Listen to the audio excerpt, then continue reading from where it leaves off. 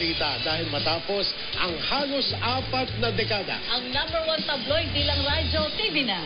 Kaya kami pa rin Ang magiging una sa balita. Hindi lang basta balita. At syempre, pati entertainment. Para kumpleto, Ricardos, dala namin ang mga balitang sports. abante ang best. Balita. Entertainment. Sports Talk. Abante ang best. Una sa balita, entertainment, sports talk.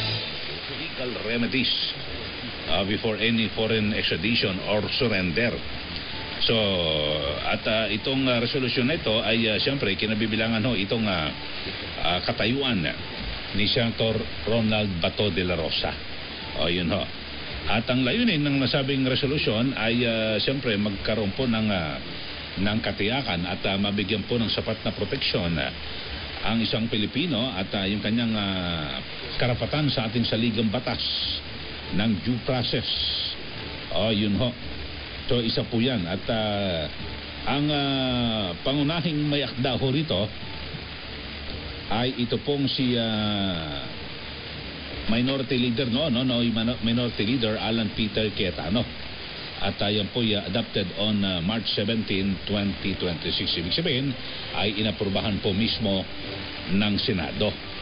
O yun ho. At ngayon meron pong ganyang resolusyon.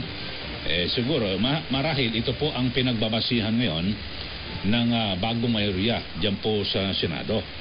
At dapat lang ho na kilalanin. Kasi ako sa tingin ko naman humako ba yan. Kasi may gray area ho rito na sinasabi na hindi, dapat na pwede nang idiretso yan. Pero ang pinakasmot ho, wala hong question.